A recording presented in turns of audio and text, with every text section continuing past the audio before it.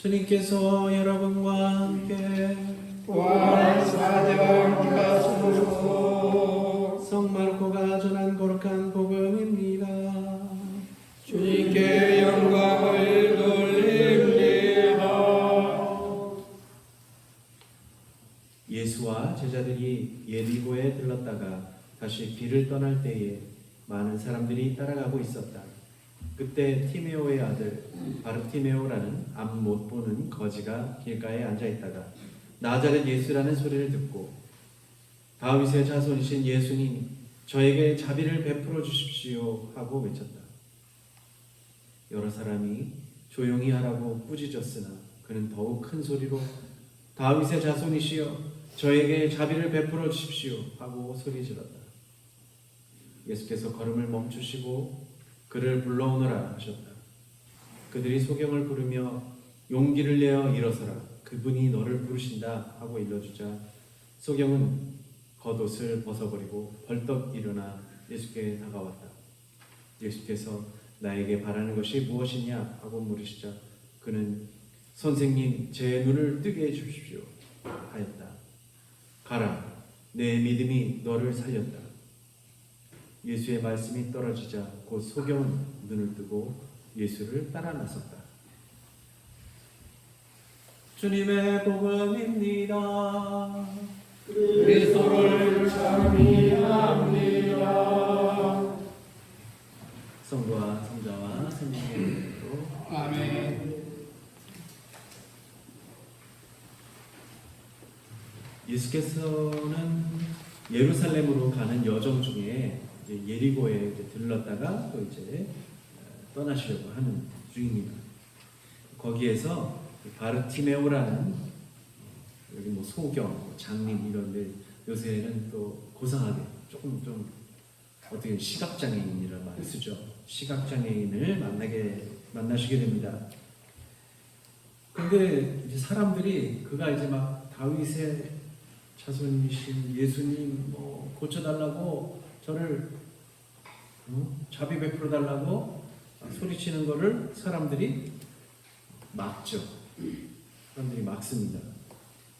그러다가 예수께서 부르시니까 또 사람들이 뭐라 그래요? 그분이 부르시니까 용기를 내서 가봐라 이렇게 얘기해요. 이 사람들이 앞에 사람들하고 막 입을 막았던 사람하고 또 가라고 격려했던 사람이 같은 사람인가 다른 사람인가 우리는 잘 모릅니다. 같은 사람일 수도 있고요, 또 다른 사람일 수도 있고 그렇습니다. 확실하지 않습니다. 오늘 바르티메오는 세 번의 삶을 살게 됩니다. 그러니까 첫째는 티메오의 아들, 그래서 바르티메오라고 그러죠. 이게 뭐 히브리 말로요, 바르가 아들이라는 뜻이고요, 티메오라는 아들, 티메오의 아들이라는 뜻입니다. 둘째는 시각장애인으로서의 삶을 끝내고 빛을 다시 찾게 되는 거죠. 그러니까 빛을 가진 삶을 살게 됩니다. 예수님 만나서. 그럼 셋째는요, 거린의 삶, 이제까지 거린이라고 했잖아요. 거지라고 했던 거린의 삶을 이제 끝내고 예수의 제자로서의 삶을 살아갑니다. 좀 독특하죠. 예수님께서 가라, 이제 너 믿음이 너를 살렸다, 가라고 했는데 갔나요?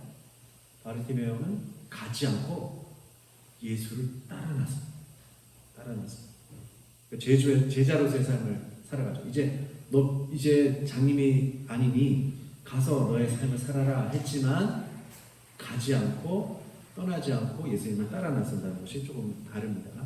우리의 삶도 어쩌면 바르티메오의 삶과 유사합니다. 육체적으로는 부모에게서 다 태어나셨죠. 그리고 그리스도인으로서 이제 세례를 받아서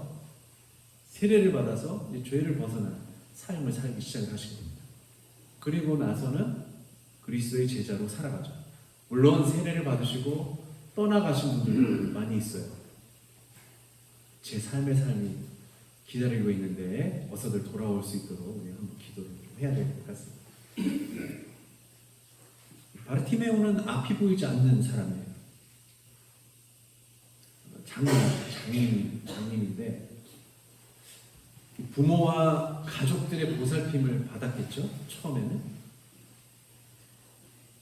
근데 이제 보면 부모님도 아마 세상을 떠나고 형제도 그를 돌볼 수 없게 되거나 혹은 버림을 받게 되어서 어떻게 되면 구걸할 수밖에 없는 처지가 된 사람입니다.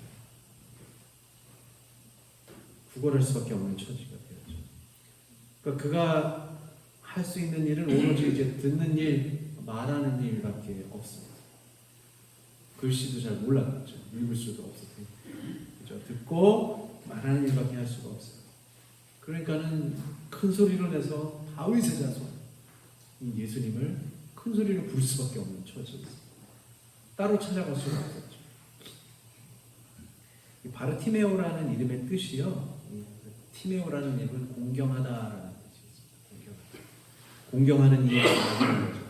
그러니까 바르티메오는 공경하는 이의 아들이라는 뜻입니다. 그러니까 공경할 누군가를 귀로 듣고 찾아야만 했고 입으로 외쳐야만 하는 사람입니다.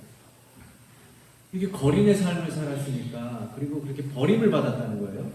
버림을 받은 바르티메오 입장에서는 이 세상 살아서 뭐해?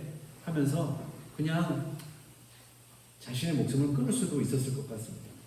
하지만 끈기 있게 들음으로써 결국 나자렛 예수께서 그곳을 지나간다는 소식을 듣게 되고, 비로소 그는 공경해야 할 사람,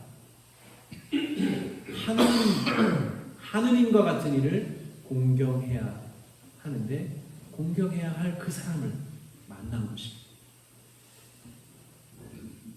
근데 한 가지 바르티메오가 예수님께 가면서 한 행동이 있어요. 그것이 저를 조금 사로잡습니다.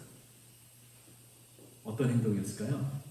예수님께서 부르시니까 겉옷을 벗어버렸다. 겉옷을 벗어버리고 벌떡 일어나서 예수님께 갑니다. 왜 겉옷을 벗고 예수님께 갔을까? 정확한 이유는 모르죠. 옷 입고 가면 안 돼요. 옷을 입고 가도 뭐 예수님이 뭐 너 왜 옷 안 벗었어? 그런 말씀 안 해. 너 오히려 왜 겉옷 안 입었어? 이럴 수도 있어요. 어쨌든 신기하게 웃기게도 겉옷을 벗어버리고 예수님께 간다고 나옵니다. 성경에는 이 옷에 관한 이야기들이 많이 나오겠죠. 옷에 관한 이야기들이 많이 나오겠습니다. 구약 성경에 보면 이제 대표적으로요, 창세기에 보면은 아담과 하와가 이제 벌거벗은 것을 알게 돼서 나뭇잎으로 살짝 가리고 있다가 어떻게 돼요? 이제 결국은 에덴 동산에서 쫓겨나게 되죠. 에덴 동산에서 쫓겨날 때 하느님이 그냥 내보내시지 않으셨어요. 혹시 기억나시나요? 어떻게 내보내셨는지? 뭘 가렸다고요? 여기만 가려요? 여기는 안 가려요? 여기? 가죽 옷을 입혀주셨다. 가죽 옷을 입혀주셨다. 라고 이야기합니다. 성경에 그렇게 나와 있습니다. 또 마찬가지 어떤 일이냐면 그 엘리야라는 예언자가 있잖아요. 엘리야라는 예언자가 이제 승천할 때가 다가왔기 때문에 이제 이곳저곳을 들립니다. 마찬가지로 예리고를 들렸다가 이제 다른 곳을 가고 있는데 요르단강을 만나요. 그래서 자기의 겉옷을 벗어서 요르단강을 탁 치니까 물길이 갈라져서 이제 걸어가는 얘기 나옵니다. 그러다가 엘리사가, 제자가 엘리사였는데, 엘리야가 이제 하늘로 불마찰고 막 올라가는 것을 목격을 해요. 근데 그 자리에 겉옷이 남아있던 거예요. 엘리야의 겉옷이 거기 남아있어요. 그러니까 엘리사가 그것을 들고서 어떻게 했냐? 또 스승처럼 요르단강을 탁 치니까 물 갈라져서 걸어가는 그런 기적이 있습니다. 그 겉옷이라는 의미가 또 거기도 나오죠. 신약 성경에 보면은 우리가 주일에도 들으셨던 복음 중에 예수님의 옷에다가 만졌던 여인이 12년 동안을 12년이었네? 18년이었네? 12년이죠. 하혈했던 여인이 싹 나았다라는 얘기가 나오죠. 그렇죠. 예수님의 옷에도 뭔가가 있어 보입니다. 누가복음 15장에는요, 그 유명한 잃어버린 탕자 이야기 많이 들어보셨죠? 근데 둘째 아들이 바깥에서 막 고생도 아니죠. 다 탕진하고 그냥 난잡하게 살다가 돌아와서 그냥 거지꼴이 돼서 돌아왔다니까 아버지가 어떻게 해요? 죽었던 아들이 왔다고 하면서 좋은 아주 귀한 옷을 그냥 입혀주고 게다가 잔치까지 벌여주죠. 오늘 복음 마르코 복음에서 오늘 마르코 복음을 들으셨는데 이 마르코 복음 뒷부분으로 가시면 이제 예수께서 붙잡히시게 돼요. 겟세마니 동산에서 이제 사람들이 붙잡히게 되는데 예수를 따라다녔던 한 젊은이가 있어요. 그 젊은이는 몸에 고운 삼배 옷을 두르고 다녔던 사람인데요. 예수께서 잡히니까 어떻게 된지 아세요? 그러니까 자기도 그러니까 이 녀석도 제자인가 하고 사람이 잡았나 봐요. 근데 옷을 벗어버리고 알몸으로 도망갔다는 복음이 나옵니다.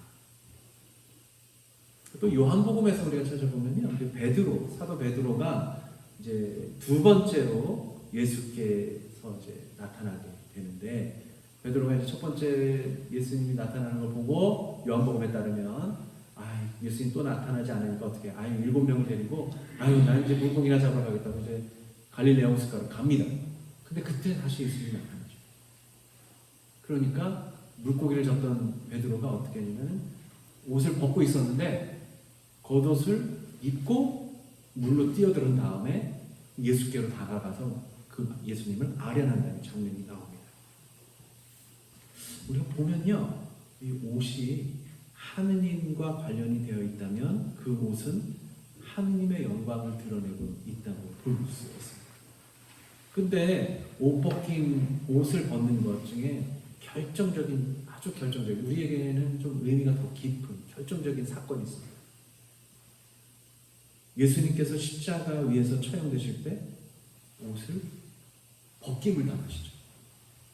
옷 벗김을 당하시고. 그러니까 이 의미에서 보면 옷 벗김을 당하거나 사실 옷을 벗는 것은 어떤 고난을 당하거나 수치를 당하게 됨을 떠올리게 되는 것이죠. 중요한 일은 어떤 목적으로 옷을 벗게 되는가. 물론 예수님이 스스로 옷을 벗으신 거라기보다는 옷 벗김을 당하셨다고 보겠지만 어쨌든 옷을 벗게 되는 것이죠. 벗게 되는 것입니다. 그 젊은이 같은 경우는 어때요?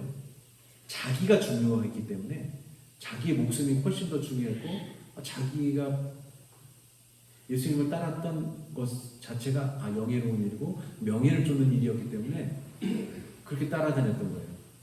그러니까 자기가 잡힐 것 같으니까 옷을 벗어버린 것은 고난을 당하려고 한 것이 아니라 내가 더 중요한 거예요. 조금 다른 의미로 옷을 벗어버리는 것이죠. 그러니까 하느님께서 입혀주시는 옷들을 보면 약한 사람들을 보호하시기 위해서 입혀주십니다. 아담과 하와가 그렇고요. 그렇죠? 이제는 위험에 빠질 수도 있잖아요. 에덴 동산을 벗어나서 저 험한 세상을 살아가야 되는데 옷을 입혀주시는 거 그렇습니다. 그리고 탕자가 아버지로부터 옷을 받는 것도 이제 보호받는다. 너는 이제 정말 하나님의 사랑을 보호받는다. 그런 것을 말하는 것이고요. 또 베드로가 벗고 있던 자신의 옷을 이제 다시 입는 것은 이제 예수님을 배반했던 그 약하고 뭔가 죄스러운 마음을 이제는 그것을 떨어버리고 굳센 믿음의 옷을 입고서 나아가려고 하는 것을 볼 수 있습니다.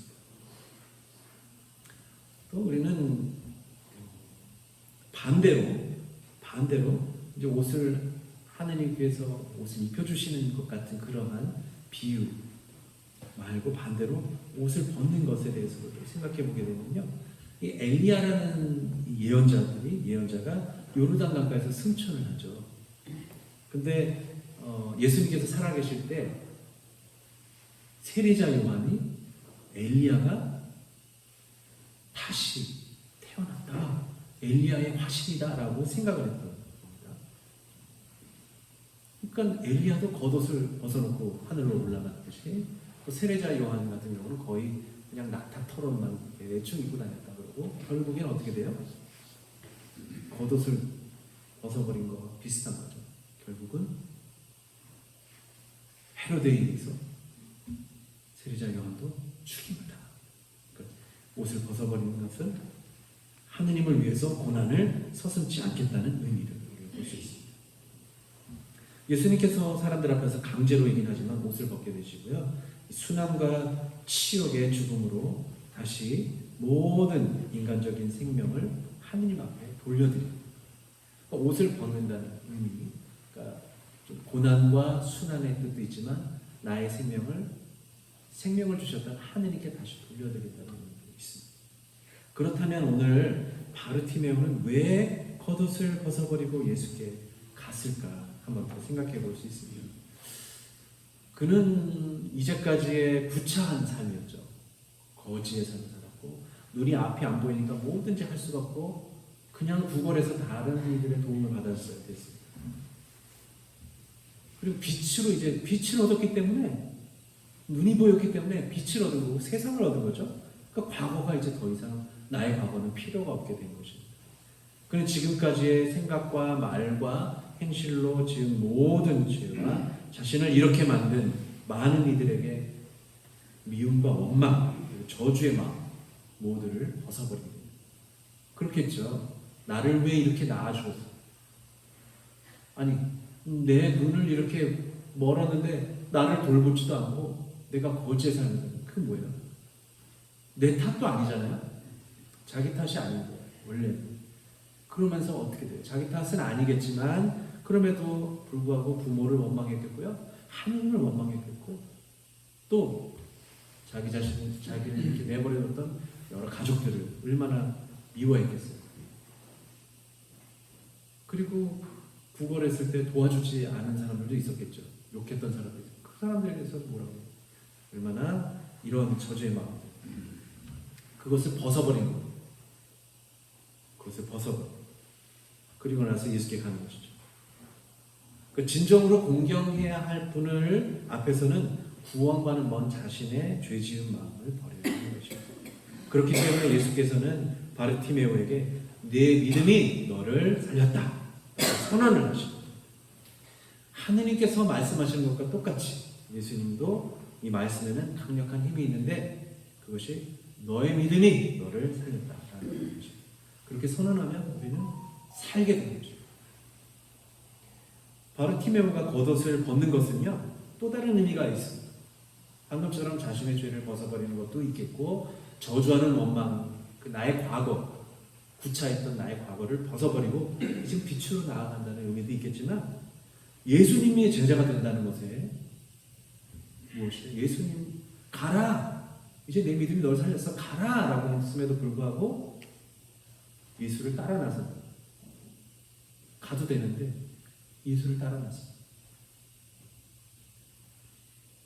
결국에는 예수님께서 옷 벗김을 당하셨던 그러한 순환을 이제 바르티메오도 나도 나의 과거를 벗어버렸과 동시에 예수님처럼 순환의 길을 가겠다라는 것을 암시합니다. 바르티메오는 빛을 보았고 눈을 떠서 제2의 생명을 얻었으며 그 빛을 따라서 제3의 생명인 제자의 삶을 살게 되었습니다. 그래서 그는 생명을 주셨기에 그 생명을 주신 분을 따라 기꺼이 자신의 생명을 내어놓을 줄 알게 되는 것입니다. 이제 자기가 생명을 얻었지만 그 생명을 이제 기꺼이 내놓을 수 있는 사람이에요. 더 소중한 것이 있다는 것을 압니다. 생명보다. 그의 이야기, 바르티메오의 이야기가 복음을 통해 그 뒤로 알려져 있지는 않지만 그가 겉옷을 벗어버리고 예수를 따르게 되었을 때 그도 십자가의 순환과 그 길을 갈 것이라고 우리는 알 수가 있습니다. 제가 이제 국민학교 다닐 때니까 한 80년대 초반이었던 것 같아요. 지금 이제 초등학교로 많이 바뀌었어요. 그래서 컴퓨터를 치는데 국민학교를 쓰면 자동으로 그냥 초등학교로 다 바뀌더라고요. 이게 뭐냐 이렇게 되는데요. 여하간에 그때 아시시의 성 프란치스코의 영화를 본 적이 있어요. 근데 그 중에서 이제 감명 깊게 남았던 장면이 뭐가 있냐면, 이제 프란치스코가 이제 아버지를 떠나서 이제 수도자의 삶을 살겠다고 이제 그렇게 하고 있는데, 아시시의 제일 부자였거든요. 그러니까 아들에게 자산을 다 물려주고 내 뒤를 잇게 해야 되는데 아버지를 떠난다고 하니까 얼마나 실망했겠어요.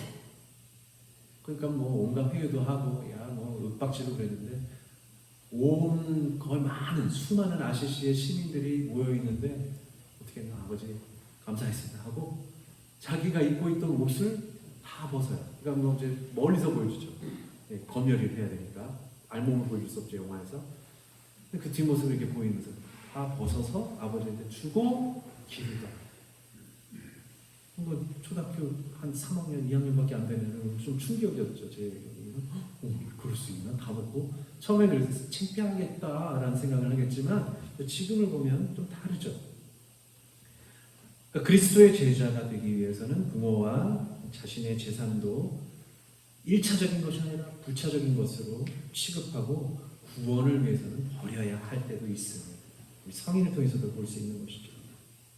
우리가 하나님의 자녀로서 그리스도의 제자가 되었다고 해도 만약에 믿음이 약하고 보잘것없을 수도 있어요. 근데 하나님께서 우리에게 옷을 입혀주실 것이다 라는 믿음도 가져야 하는 것이죠. 그러나 내 자신을 위한 옷을 입고 있다면 언제든 그리스도와 함께 옷을 벗어야 구원을 얻을 수가 있습니다. 그때에는 나의 믿음이 중요합니다. 나의 믿음. 예수님께서 내 믿음이 너를 살렸다라고 하시기 때문에 예수님께서 이제 곧 순환이 닥칠 것이고 유혹이 밀려올 때 옷을 벗을 것인지 물으실 것입니다. 나의 죄악에 물든 옷을, 다른 이를 미워하고 증오하고 저주하는 마음의 옷을 벗으라고 하실 것입니다. 내 옷을 벗어서 다른 이에게 벗어주라고도 하실 것입니다. 하느님의 은총이 우리를 구원하실 것이라고 하겠지만 오늘과 같은 복음에서는 우리가 과감히 과거의 옷, 죄로 물든 옷을 벗어버리는 그런 믿음이 우리를 구원할 것입니다. 구원은 하느님께만 달려있다고 생각하겠지만 오늘 예수님은 조금 더 과감하게 너 믿음, 너에게도 달렸다 라고 하십니다.